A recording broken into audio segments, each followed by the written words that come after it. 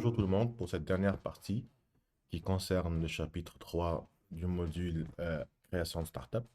Et le chapitre 3 concerne les idées et stratégies de business dans le domaine de la startup. Euh, dans ce, dans cette dernière partie, nous allons discuter déjà de concepts très très importants et très connus dans le domaine de la startup. On les voit, le domaine de la concurrence. Et ça a un nom bien spécifique, c'est ce qu'on appelle euh, les océans, l'océan bleu et l'océan rouge. Ici, dans ce qui va suivre, je vais expliquer ce que c'est que l'océan bleu et l'océan rouge et ainsi expliciter les différences qu'il y a entre les deux concepts. Donc, la stratégie de l'océan bleu, qu'est-ce que c'est?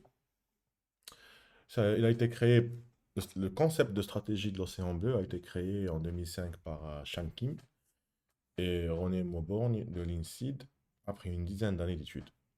Ils ont ensuite créé un Blue Ocean Strategy Institute au sein de le même institut à Fontainebleau en France pour enseigner la stratégie. Comme de nombreuses théories de ce genre, celle de l'océan bleu va s'appuyer sur l'observation du passé et de 150 études de cas. Il faut savoir, Ajma'a, le domaine, ce qu'on appelle un domaine empirique. Il n'y a pas de loi. On ne peut pas vraiment calculer des lois directement parce que ce n'est pas un phénomène physique. Le domaine de la startup n'est pas un phénomène physique dont on pourrait extraire facilement les lois.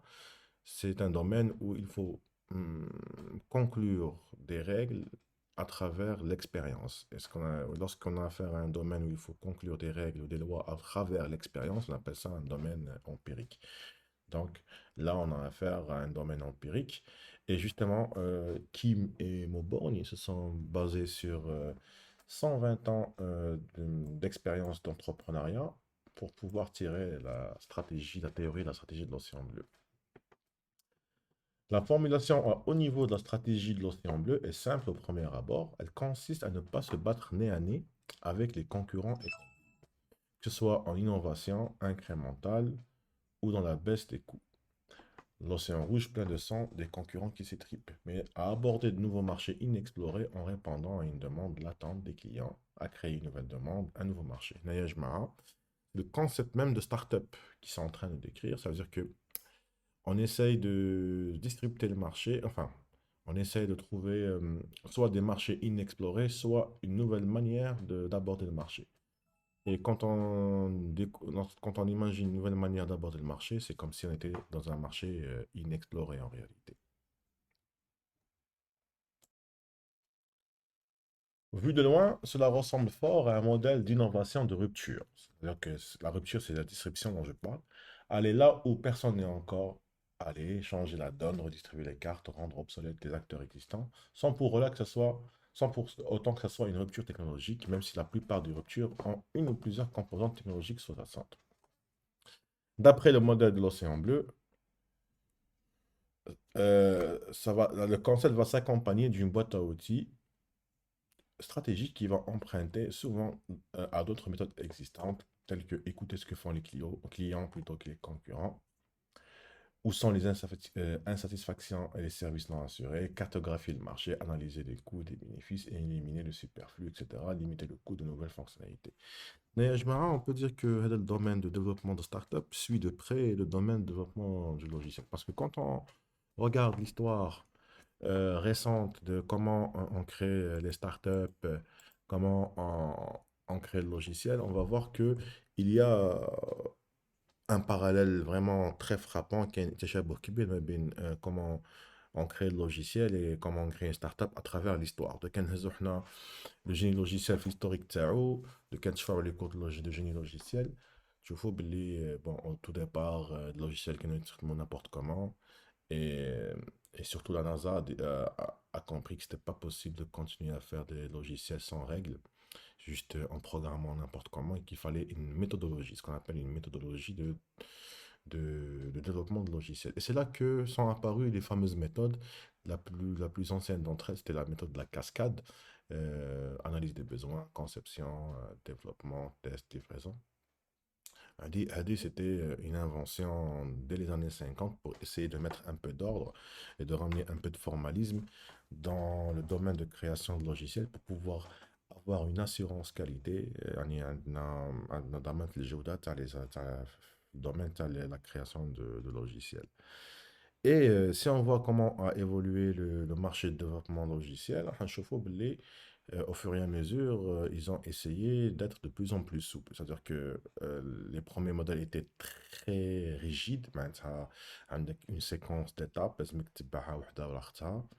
عندك analyse, conception. Ben, de la conception, j'ai forcément le développement. Et quand on termine le développement, j'ai forcément le test, etc. Sans pouvoir retourner en arrière. C'est-à-dire que il fallait pas se tromper sur l'analyse des besoins, pour ne pas se tromper sur la conception, pour ne pas se tromper sur le développement, et pour qu'on puisse livrer un logiciel qui soit conforme. Si un de ces trucs ne fonctionnait pas bien, une de ces étapes échouées, c'est tout le logiciel c'est tout le développement de logiciel qui est échoué en quelque sorte. Pour éviter le gain, de la perte d'argent et de temps, euh, ne pas avoir le droit à l'erreur, ظهروا في la fin des méthodes dites en spirale, agile ou extreme programming. هادو les méthodes chez هما يقول لك écoute, essaye d'avoir un prototype le plus vite possible. معليش, le logiciel هذا, la première version, on peut pas appeler ça une version, mais on va dire la première démo du logiciel, هي بعيدة على ce qu'on veut faire réellement. معليش راهي معمرة بلي bugs, معليش باغيش تمشي مليح, mais لازم au moins livrer هاد la version pour باش يشوفها le client. Le client doit le voir, doit voir de la version HD. Et directement, très tôt dans le développement, on va recevoir les feedbacks des clients. هذه متعجبني, هذه ما تعجبنيش, زيد لي هذه من فضلك, etc. وتقعد هكا. C'est-à-dire que tu as le feedback du client, tu l'intègres dans la deuxième version du logiciel, tu lui redonnes, tu as encore un feedback du client, et après que tu vas développer une troisième version, etc., etc., etc. تتلحق وين لاحق ce qu'on appelle un MVP bêta, ce qu'on appelle une version bêta que tu vas distribuer à un plus grand nombre de clients pour avoir leurs avis. Et une fois que, bon, c'est l'alpha, bêta, une fois que plus ou moins les clients sont satisfaits de la bêta RD, tu peux partir en release. C'est ça en fait le développement logiciel aujourd'hui. C'est ça ce que font les grandes boîtes. Elles essayent toutes de passer par un système de développement en spirale, incrémental, plutôt que d'avoir un système rigide où on doit faire tout l'un derrière l'autre en séquentialité. Et bah, lorsqu'on lit la théorie de l'océan bleu, c'est ce qu'il préconise dans la création de start-up. يقول لك au lieu باش تروح تغلق على نفسك pendant des mois à créer un produit ومن بعد تروح تقابل السوق تلقى روحك à côté de la plaque, le produit n'intéresse pas le marché. واش يقول لك il vaut mieux travailler un petit peu, créer le produit تاعك et le confronter très tôt à un panel de tests, à des utilisateurs qui vont tester le produit تاعك et qui vont te dire très tôt ce qui pourrait marcher, ce qui ne pourrait pas marcher. Par exemple, avec un produit logiciel, tu le présentes au client, ben, on va dire que c'est un produit B2C, tu vas le présenter aux clients classiques, normaux, et tu vas voir quel est leur ressenti, leur feedback, et tu corriges sur place ce qu'il y a à corriger, les interfaces, même au niveau conception s'il le faut. Hadi, c'est ce qui est préconisé pour ce qui est de la stratégie de l'océan bleu, lorsque euh, les deux auteurs disent qu'il faut écouter ce que font les clients et plutôt que les concurrents. Mais quelle est la concurrence? Bon, les clients et regarde ce qu'ils veulent. C'est comme ça qu'on fait une rupture sur le marché, une disruption. C'est quand on va écouter ce que veulent réellement les clients et on va leur proposer un produit qui va être très proche de ce que veut le client. C'est ça une disruption. Et où sont les insatisfactions et les services non assurés et cartographier le marché, analyser les coûts et les bénéfices, éliminer les superflus, limiter le coût des nouvelles fonctionnalités. C'est ça en fait. C'est en réalité ce que proposent les deux auteurs, c'est de faire ce qui a été fait pour le logiciel, une création incrémentale de ton produit au sein de la startup. Plus prosaïquement, la stratégie de l'océan bleu est la contraposée d'une stratégie MeToo. Elle dit MeToo, bon, c'est pas, ça n'a rien à voir avec les scandales qu'il y a eu récemment en Occident. C'est plutôt ما تديش ما تمشيش تكون عندك تبعية ما لازمكش تتبع واش يديروا الآخرين بصفة يعني عمياء. Il vaut mieux avoir une certaine indépendance d'esprit et essayer de sortir de la boîte. Il faut avoir une approche out of the box. Voilà, tu peux faire la même chose, mais essayer de la faire différemment. Essayer de la faire différemment. Il faut aussi noter que le modèle du Lean Startup n'est pas contradictoire avec celui de l'Océan Bleu. On peut augmenter ses chances de réussite d'une stratégie de l'Océan Bleu en appliquant celui du Lean Startup. D'autant plus que les deux modèles s'appuient sur une bonne écoute des besoins des clients. Et en réalité, le Lean Startup, c'est exactement ce que je vous disais tout à l'heure. C'est une startup complètement orientée vers un modèle incrémental. Yani, si on regarde, si on regarde comment se fait le cycle d'une création d'un produit, la construction d'un produit Lean Startup, c'est construire. On va mettre au point un MVP. Je vois un MVP, je marque parce que j'ai utilisé le mot sans l'expliquer. C'est le minimum valuable product. معناتها اعتقد من un logiciel وماذا بك هذا اللوجيسيال في الصفه المثاليه تاعو تكون فيها par exemple 100 fonctionnalités, une centaine de fonctionnalités.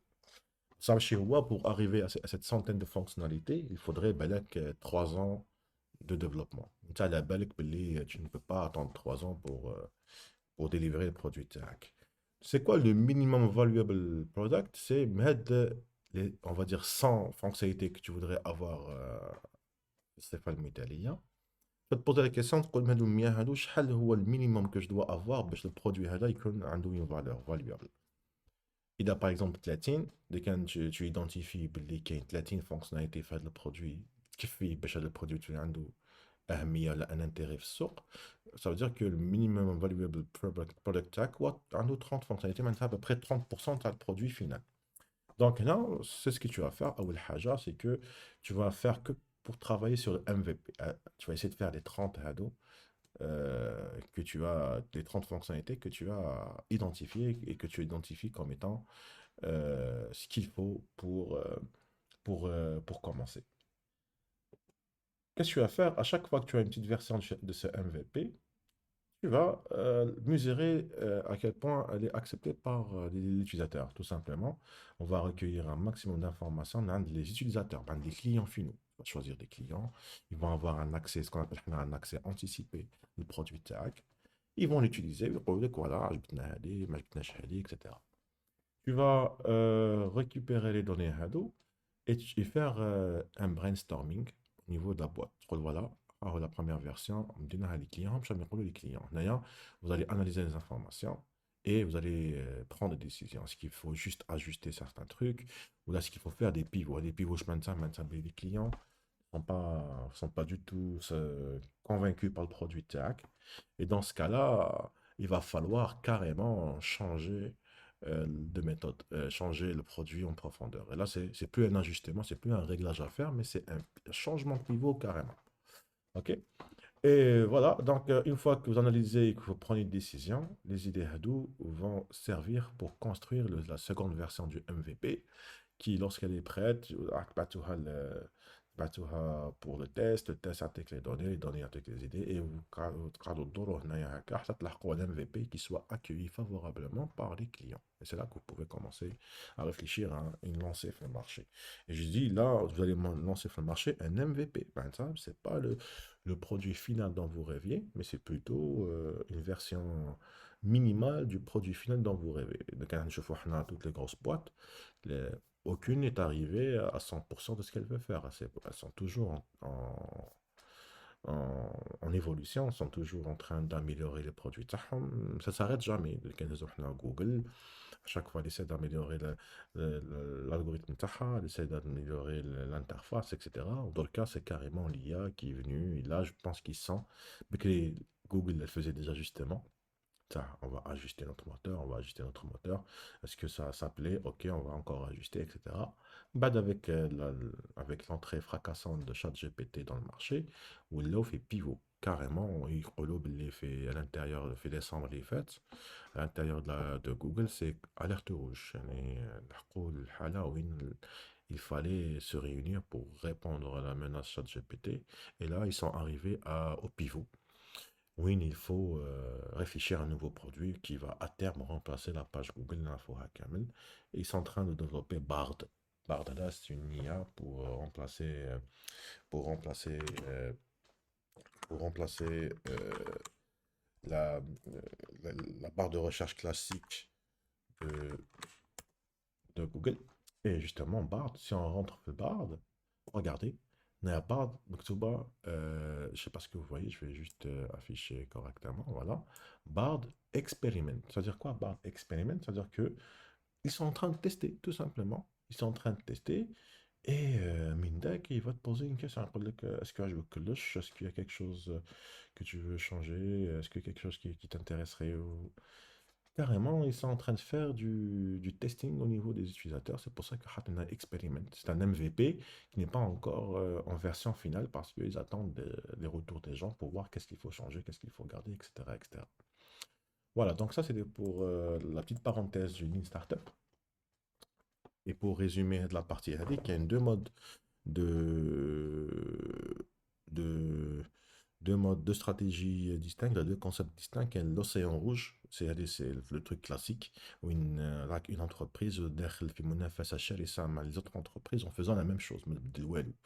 إذا سي عنده un e-commerce يبيع الصبابط، أنت عندك le même e-commerce بس تبيع الصبابط. Tu ne changes rien, l'idée. Et en océan rouge. Par contre, si tu choisis une stratégie d'océan bleu, Naya, ça veut dire que tu vas essayer de proposer quelque chose de différent. Et ça veut dire que, non, ok, il y a des concurrents, mais tu rentres avec une intention de rupture de marché. Ça veut dire que tu vas venir avec une nouvelle idée. Mittel, je dirais une bêtise, mais pourquoi pas, si on reste sur l'exemple des chaussures, pourquoi pas imaginer une startup win avant d'acheter la chaussure, tu vas la designer toi-même. C'est-à-dire que tu as un modèle de startup de chaussure, crée les couleurs, crée les motifs, tu dessines ta chaussure sur un ordinateur, là sur le système تاعهم, dans le navigateur, et quand tu la commandes, tu vas avoir une chaussure personnalisée qui va arriver. Bon, c'est pas nouveau, ça existe déjà, mais c'est possible d'imaginer qu'une startup va concurrencer les compagnies qui vendent des chaussures. Puis, le modèle, ok, je t'autorise un outil pour pouvoir designer ta chaussure avec des chaussures blanches. Ou avec le moyen de dessiner sur la chaussure ce que tu veux, mettre des photos, fais ce que tu veux. Et tu la commandes, on est là. C'est océan bleu, c'est-à-dire que, ok, là, tu fais un domaine où il y a de la concurrence, mais avec une idée complètement nouvelle. Et vraiment, le top du top de la startup, c'est carrément le domaine non exploré. Ça veut dire que tu vas créer un nouveau truc qui n'existait pas avant. Et ça, c'est vraiment très rare de voir ça. Mais tel ChatGPT, il a créé un truc qui n'existait pas avant. Très لوحده في السوق, il n'y avait aucune concurrence. Facebook, dans son temps, c'était un réseau social qui, dans le modèle le plus proche, c'était avec MySpace, mais qui est vraiment très différent. Pendant un an et demi, 2 ans, il était vraiment tout seul. Faut attendre longtemps avant l'arrivée de Snapchat, de TikTok, etc. C'était vraiment océan bleu à fond, à fond. Avec de Bitcoin, océan bleu à fond. Mais il n'y avait aucun concurrent, il était tout seul dans un monde inexploré. Bah, l'Arcobé, Ethereum, etc. Mais ce que je veux dire, c'est que l'océan bleu, c'est beau, mais c'est difficile de l'avoir, surtout la partie purement innovante. On peut imaginer une partie يعني partiellement innovante où le domaine existe déjà, mais avec une innovation obstétricale, صغير شوية فيه. Et la partie où il y a carrément un domaine où l'obstétrical fait à 100%, personne n'a eu l'idée avant toi, etc. Ça, c'est vraiment très très rare de le voir. C'est vraiment rare. Voilà, maintenant on va passer à au modèle de prix. C'est-à-dire que comment on fait pour choisir, pour fixer le prix du service qu'on va proposer. Là, on est en train de parler en termes d'informaticiens.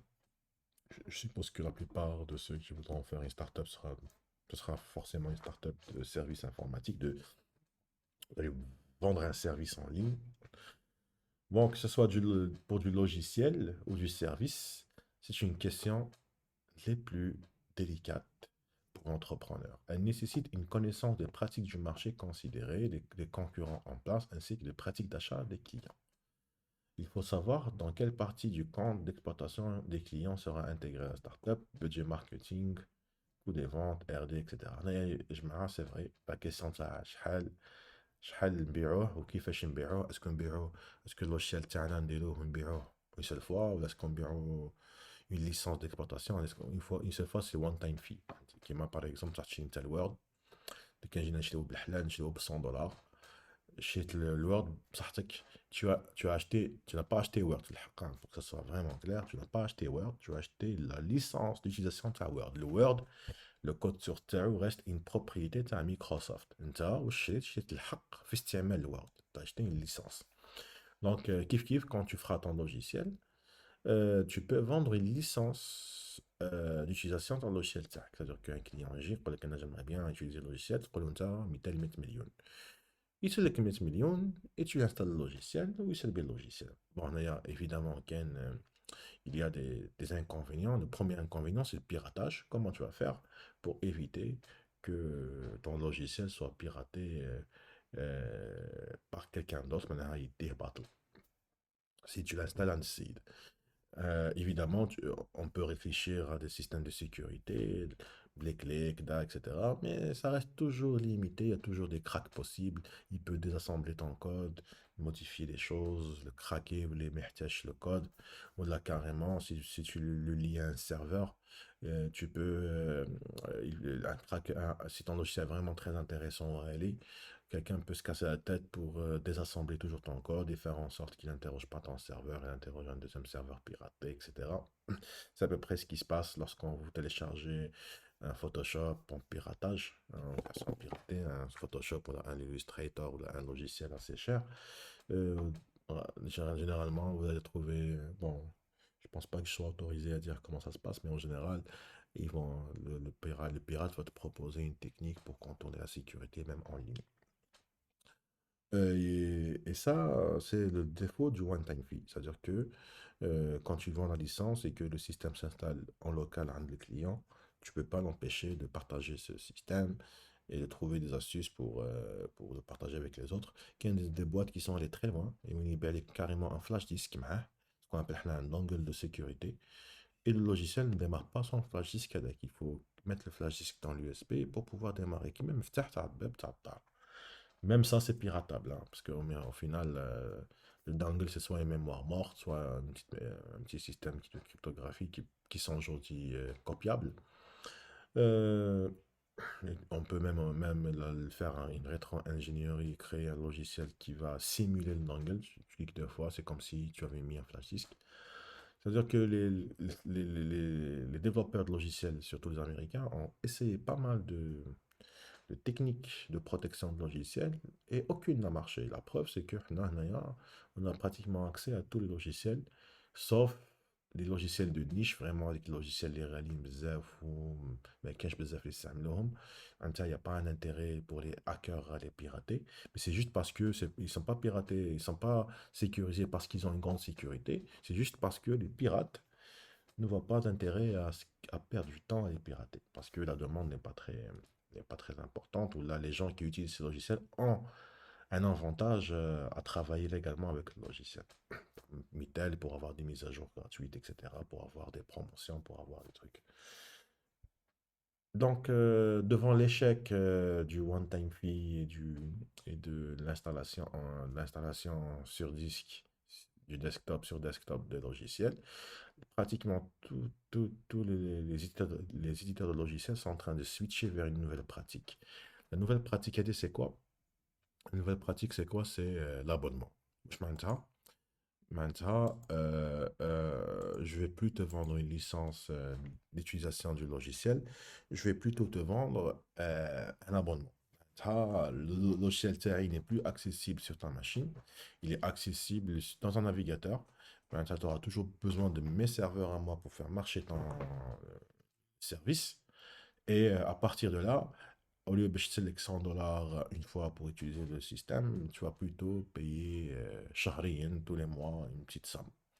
On a comme quelques exemples de transformation vers l'abonnement qui sont en train de s'effectuer. Word, par exemple. Maintenant, Microsoft est en train de travailler sur Microsoft 365, ça, c'est la suite Excel, Word, PowerPoint, etc., Access, etc., mais en ligne, qui est moi Google Docs. Au lieu de payer 100 dollars pour avoir une suite Microsoft Office, Microsoft est dit écoute, maintenant tu me payes 10 dollars par mois et tu as accès à la même suite Le premier avantage, c'est que tous tes documents sont stockés au cloud عندي, c'est-à-dire que tu n'es plus dépendant d'un ordinateur. Tu peux changer d'ordinateur sans avoir à prendre avec toi les fichiers parce que les fichiers sont en ligne. Il suffit juste de te connecter sur ton compte. Tu auras accès à nouveau à tous tes fichiers. On peut aussi voir الحكاية هذه في les jeux vidéo. Maintenant, tu peux louer l'utilisation des jeux vidéo comme le Game Pass sur Xbox, le PlayStation Network, etc. C'est-à-dire que au lieu d'acheter des jeux vidéo لواحد غالي, parce que c'est ça le problème, tu achètes le CD, tu as le jeu vidéo, qu'est-ce qui t'empêche de le donner à ton ami après? Et pour eux, ils ont perdu un client, hein. Ben, les courses CD-ROM, ben, c'est une perte d'un client. Vers quoi ça va aller? On va des Xbox il y a 4 ans, les clients. Carrément, oui, mais cache le lecteur de CD fait les jeux vidéo. Tu voulais une machine connectée sur Internet, avec la fibre, tu télécharges les jeux et tu joues dans ta machine. Point barre. Il y a pas de CD que tu vas acheter, donc par conséquent, tu ne peux pas céder céder, man, c'est le verbe donner, quoi. Tu ne peux pas donner le CD-ROM que tu as acheté à quelqu'un d'autre et par conséquent, tu es obligé d'être abonné pour pouvoir jouer au jeu. Ça, c'est pour les jeux vidéo. Netflix aussi, dans le secteur du divertissement, enfin télé, au lieu d'acheter un CD-ROM, un DVD, tu as un film, non. Pour le kékélé, c'est mieux. Tu vas payer un abonnement mensuel, tu as accès au film. Carrément, Disney, ce qu'elle fait, c'est, ok, il y a l'abonnement mensuel, mais qu'il y a des films que tu dois acheter. Maintenant, même il y a des films que tu ne pourras pas voir, il faut les acheter. Et tu ne pourras les voir quand la télévision تاعك. برك. Donc, il y a une transformation de la consommation du logiciel qui va vers ça, qui va vers euh, n'achète pas le produit en moins de taille. Et ils sont en train de pousser le concept très loin. AWS, par exemple, loue des infrastructures. Que le char, tu dois acheter un parc d'ordinateurs, tu fais l'application que tu veux, tu fais les données que tu veux. Tant que tu y payes, ça reste en ligne. Avec une entreprise en Europe, c'est Shadow. Je ne sais pas si elle existe toujours, je ne sais pas si elle fait du chiffre, mais elle a tenté de faire quoi? يقول لك علاش كل 4 سنين تبدل البي سي. Si tu es par exemple un gamer, tu as des jeux vidéo, ceux qui jouent aux jeux vidéo savent que tous les 4 5 ans, ils mettent de la machine, ils mettent de la carte graphique pour pouvoir jouer un nouveau jeu. Shadow, qu'est-ce qu'elle propose pour le écoute? Oh, pourquoi chaque 4 5 ans, tu as une nouvelle machine? Quand on a une machine قديمة, معليش, tu loues la machine عندي. C'est-à-dire que tu as une vieille machine, d'accord? برك تكون عندك une bonne connexion باش يكون عندك un streaming مليح في la vidéo. عندك un logiciel qui s'appelle Shadow que tu vas installer عندك. Et tout simplement, la machine ضعيفة اللي عندك انت في الدار va te permettre pour utiliser une machine beaucoup plus puissante عندهم هما que tu vas louer في الشهر. نهار ما تعجبكش تحبس le contrat s'arrête. Huma, il te propose, il dit que ce qu'on va faire, c'est que qu'il mettra une nouvelle carte, comme ça, tu ne verras, tu ne toucheras à rien. Ce que je t'arrive, c'est que les meilleurs jeux, ils me chient. Bon, il faut payer cher, mais ils vont pouvoir être exécutés sur ta machine. La contrepartie, c'est qu'il faut payer cher, quelque chose. D'ailleurs, les nouveaux modèles de vente. Nouveaux modèles de vente, c'est l'abonnement. L'utilisation de ChatGPT, ça sera le paiement. L'utilisation des API, ça sera paiement mensuel. Regarder la télé, ça sera bchar.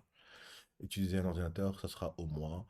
Jouer à un jeu vidéo, ça sera au mois. La consommation du numérique est en train de changer pour être une consommation qui marche à l'abonnement et non plus une consommation où tu vas acquérir des licences d'utilisation. Maintenant, avec un logiciel, donc, tu as acquis la licence d'utilisation pour toujours. Là, tu payes chaque mois. Tu perds le droit d'utiliser le logiciel. Et ben, même, tu perds le droit d'accéder à tes fichiers. Donc, il y en a qui c'est un fichier Word fait Windows 365 et que en juillet, tu payes pas. Tu perds l'accès à ton fichier. Il te donne le temps, ben, عامين, ou ben, il va t'écanimer, il va te dire, si tu ne renouvelles pas ton abonnement, non, je vais effacer tes fichiers. Tu voulais faire حكاية chantage, faire حكاية تربط le consommateur avec ton infrastructure. Donc, c'est des modèles des prix qui sont en train de changer radicalement l'Occident, où en Algérie, on a intérêt à switcher notre modèle bancaire pour qu'on puisse utiliser Hadou le logiciel. Parce que si on reste comme ça avec un modèle bancaire un peu fermé, où on ne peut pas consommer des produits à l'extérieur, et avec la faible conversion du dinar, on risque de créer une vraie fracture technologique. Le pays risque de vivre une vraie fracture technologique. Par exemple, si demain ChatGPT devient payant à 100%, ça va être compliqué pour les Algériens d'utiliser l'IA parce que comment faire pour payer les 10 dollars Sharabuk si il n'y a aucun moyen de payer, tout simplement. Ben, ça, tout un pays peut être déconnecté de l'IA dans un temps où l'IA va devenir le nouveau standard informatique un peu partout dans le monde. Euh, donc, je pense que l'évolution des modèles des prix, de la pratique de la vente, nécessite une mise à jour de notre côté aussi. Pour les modèles de prix, donc, comme je l'ai dit, on va parler un peu de comment tarifer les logiciels, comment on définit un peu la valeur d'un logiciel. Si vous faites un logiciel que vous voulez le vendre en licence, ou si vous voulez le vendre en abonnement, comment on fait? Pour les licences de logiciels d'entreprise, la question est la plus délicate. Faut-il vendre ou louer des licences? Sont-elles indexées au nombre d'utilisateurs? Je vous mets juste le texte. Voilà, donc je répète, faut-il vendre ou louer des licences? Sont-elles indexées en nombre d'utilisateurs, de serveurs, d'unités, en fonction de la valeur générée chez les clients? Quel est le ratio qu'on doit appliquer? Un uplift sur les coûts, un pourcentage en dessous de la concurrence, une part de la valeur créée? Curieusement, il n'existe pas beaucoup de littérature sur le sujet. C'est tout à fait normal, c'est des choses secrètes. Chacun essaie de trouver la formule magique pour vendre au meilleur prix, et ces formules magiques sont des formules secrètes. Et même, il n'y a pas réellement de théorie, c'est de l'empirique. D'accord? Et ça évolue avec le temps, avec la culture, avec le mode de consommation des clients. Il n'y a pas une règle générale, stable, statique, qui reste. Ça change avec le pouvoir d'achat, les clients, ça change avec ce que impose la concurrence. Est-ce qu'il y a un concurrent qui est en train de ce qui s'offre, ça change avec ce que coûte la production, etc. Il y a pas mal de paramètres qui rentrent en jeu. Et aussi sur les pratiques courantes de l'industrie, tout comme sur les habitudes des services achats de vos grands clients. Faut-il définir son prix uniquement en fonction des objectifs de croissance de la société? On peut prendre en compte plusieurs facteurs, la valeur créée pour le client. Mais je il faut savoir que lorsqu'on crée un logiciel ou une BO, que ce soit en abonnement ou en one-time fee, quel est le but d'un logiciel? C'est un, faire gagner. Là, je parle d'un B2B, hein. Là, on est purement en train de parler d'un B2B. Mais même les B2C aussi, ils peuvent être concernés, et je vais expliquer pourquoi. Soit on est en train de discuter d'un logiciel qui va faire gagner de l'argent au client. Carrément, ton logiciel, c'est la source de revenus sur le client. Mitel, une plateforme de vente. Tu as vendu à un client une plateforme de vente. La plateforme de vente va permettre à ton client de gagner de l'argent. Tout bête.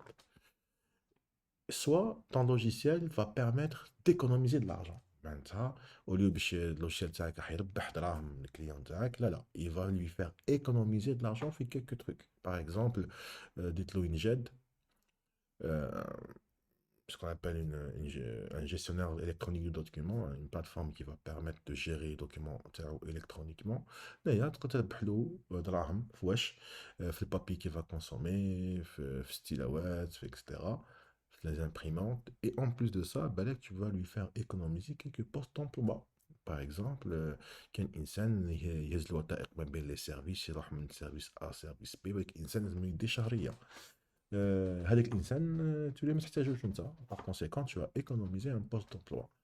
هنايا عطيت لكم مثال بسيط mais en réalité un vrai système de gestion te fait économiser des centaines de millions في العام. هنايا دونك واش يقول لك si votre système vous fait gagner de l'argent à votre client, ou fait économiser de l'argent à votre client, imaginons que l'argent hada, parce que c'est la même chose, hein, faire gagner de faire économiser, d'un point de vue comptable, c'est la même chose. Imaginons que الربح هو 100 millions. واش يقولوا الجماعة يقولوا بلي faut pas que la solution coûte plus de 7 à 15% des montants de ces ventes. C'est-à-dire que كان logiciel تاعك يدخل له 100 millions في العام, faut pas lui vendre le logiciel plus de 15 millions. إذا اللوجيسيال تاعك يدخل له مليار في العام donc le prix تاع اللوجيسيال تاعك يجي ما بين 70 و 150 millions. Ça dépend combien il va faire gagner ou économiser de l'argent. أنا نهز l'unité c'est l'année et il faut vendre هذا logiciel entre 7 et 15% du prix. D'accord? Si c'est un abonnement, bien sûr, c'est beaucoup moins. C'est 1 ou la 9%. Vital, euh,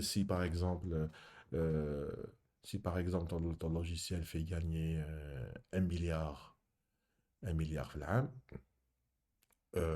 tu peux demander en moyenne entre 10 et 20 millions في العام. D'accord? 10 et 20 millions في العام, divisé par mois, tu l'es entre 1 et 2 millions à peu près, 1 million et demi par mois.